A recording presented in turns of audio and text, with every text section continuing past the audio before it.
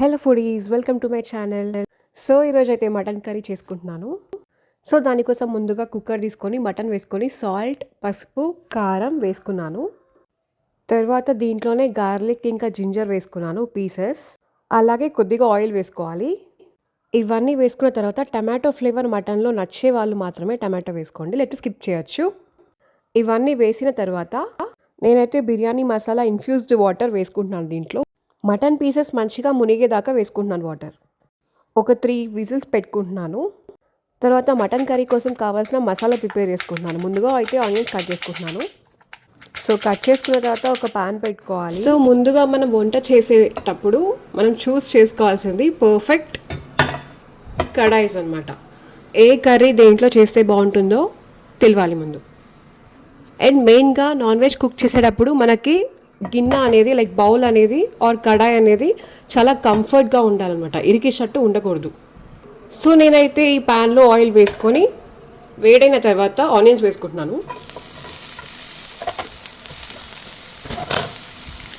Onions లైట్గా brown colour వచ్చేదాకా fry చేసుకుందాం.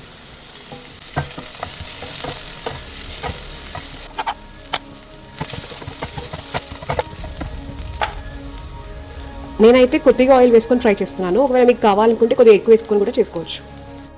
సో ఈ ఆనియన్స్ ఫ్రై అయ్యేటప్పుడు కొద్దిగా జీలకర్ర వేసుకోవాలి, అలాగే సాజీరా వేసుకోవాలి.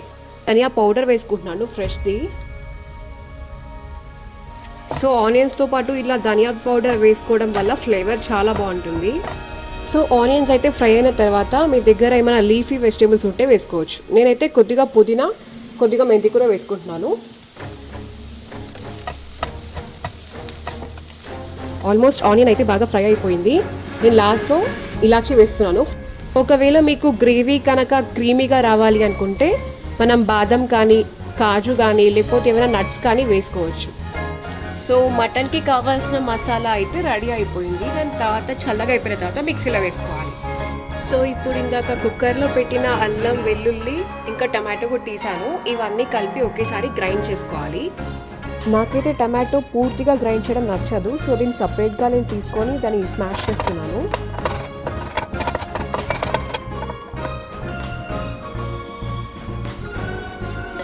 ఇప్పుడు మిక్స్ చేసుకున్న పేస్ట్లోనే కొద్దిగా గరం మసాలా, కొద్దిగా కారం వేసుకొని మళ్ళీ మిక్సీ కొట్టాలి.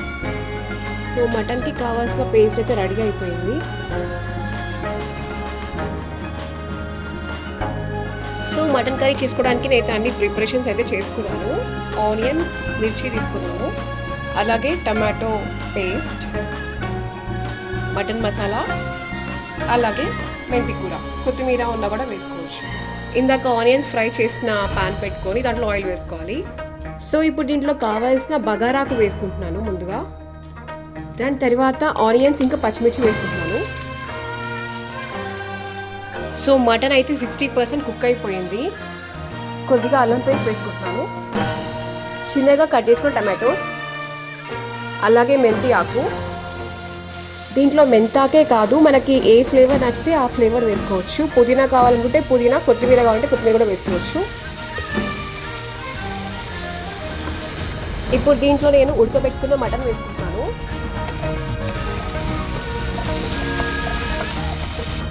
2 to 5 minutes ఇలా మటన్ని ఫ్రై చేసుకోవాలి.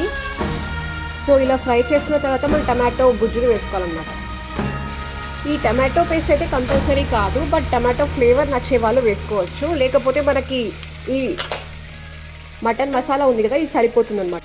ఈ పేస్ట్ ఒక్కటే వేస్ట్ చేసుకున్నా కూడా మనకి ఫ్లేవర్ చాలా డిఫరెంట్గా బాగుంటుంది.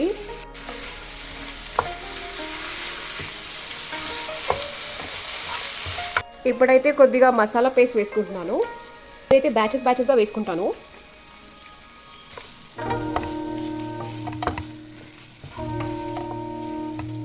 సో ఈ ప్రొసీజర్ మటన్ ఫ్రై దాకా ఇక్కడితో ఆపేయచ్చు. లేదు అనుకుంటే మనం గ్రేవీ కర్రీలా చేసుకోవచ్చు. సో నేనైతే మటన్ వాటర్ వేసుకుంటున్నాను.